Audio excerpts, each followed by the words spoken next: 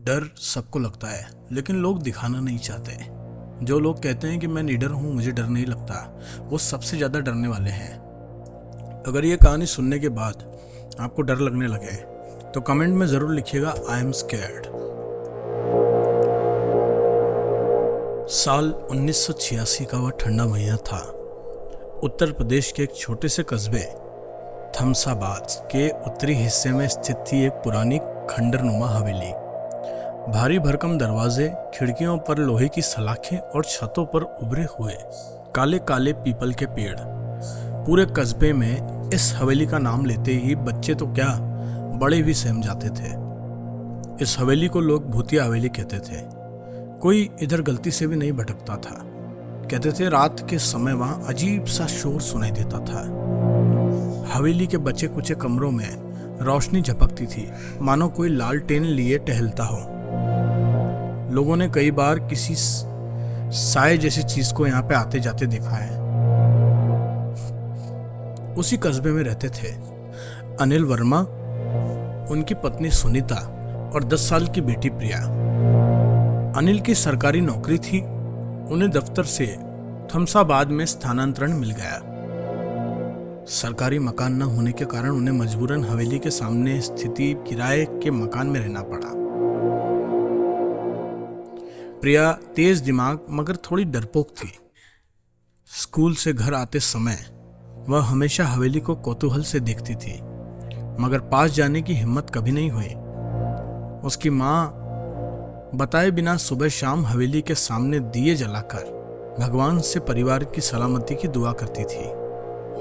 एक शाम प्रिया स्कूल से जल्दी लौटी। उसके दोस्त उसे हवेली के पास ना जाने की हिदायत देते थे, मगर आज ना जाने क्या हुआ, उसका मन कह रहा था एक बार देखूं तो आखिर अंदर है क्या। वह धीरे धीरे हवेली के गेट तक पहुंची। झाड़ियां फैली हुई थी। गेट जंजीर से बंधा हुआ था, पर अंदर दाखिल होने की जिज्ञासा मन में तीव्र होती जा रही थी। बाईं ओर एक छोटा सा रास्ता था, जो अंदर जाने का एकमात्र रास्ता था। इसलिए प्रिया ने भगवान का नाम लेकर सहमते हुए हवेली के अंदर कदम रखा। एक बार देखूं तो सही आखिर अंदर है क्या। बस यही विचार बार बार प्रिया के मन में आ रहा था। अंदर चारों ओर घना अंधेरा था।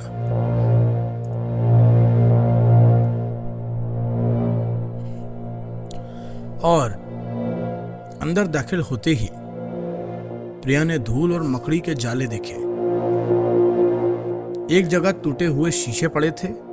जैसे ही वह आगे बढ़ी, अचानक उसे किसी के रोने की आवाज सुनाई देने लगी। पहले तो लगा उसकी मम्मी की आवाज है, मगर वह तो घर पर थी। आवाज हल्की हल्की तेज होती गई, फिर अचानक से आवाज बंद हो गई। प्रिया डर के मारे भाग आई। प्रिया ने जब माँ को सारी बातें बताई तो सुनीता के चेहरे पर हवाइयां उड़ने लगी और वह बोली, तूने बहुत गलत किया। इस हवेली के बारे में बहुत बुरा बुरा सुना है, वहां मत जाया कर। कहते हैं 50 साल पहले यहाँ जाने माने जमींदार साहब का कत्ल हो गया था। तब से उनकी आत्मा वहां भटकती है। अनिल ने तो इन बातों पर विश्वास नहीं किया, लेकिन माँ बेटी ने हवेली के रहस्य की चर्चा बंद कर दी।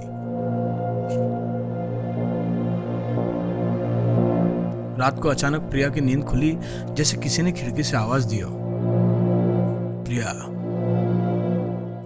प्रिया प्रिया। एक महिला की करुण आवाज सतत गूंज रही थी।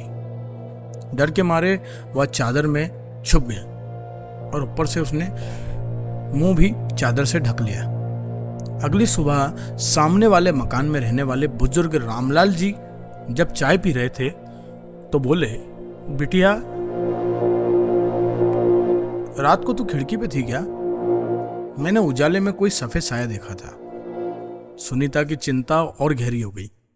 घर में पूजा पाठ और अधिक होने लगी, मगर प्रिया की जिज्ञासा दिन प्रतिदिन बढ़ती रही। एक रोज प्रिया ने हिम्मत कर अपनी 2 सहेलियों को हवेली की सच्चाई पता लगाने के लिए राजी कर लिया। तीनों दोपहर में हवेली में दाखिल हुए। वहां पहुंचते ही किसी अनदेखी शक्ति का एहसास हुआ। कमरे के एक कोने में कागज की चिट्ठी मिली जिसमें लिखा था, मुझे न्याय चाहिए। प्रिया का दिल बैठने लगा। उसने चिट्ठी उठाई ही थी कि अचानक एक ठंडी हवा का झोंका आया और तीनों बेहोश हो गई। जब उठी तो खुद को हवेली के पिछवाड़े में पाया। घर लौटकर प्रिया बीमार। वहां से एक छोटी सी हड्डियों की गठरी मिली, साथ ही एक पुराना चूड़ियों वाला कंगन और लहंगे का टुकड़ा। गांव के बुजुर्गों ने पहचान लिया, यह रमाबाई का कंगन था। कहते हैं कि जमींदार की धोखे से हत्या कर उसे फंसा दिया गया था। असल में जमींदार की पत्नी रमाबाई का कत्ल सरकारी नौकर ने किया था और दूध मुंहे बच्चे को तहखाने में बंद कर भाग गया। पूरा गांव रामायण का पाठ करवाने लगा।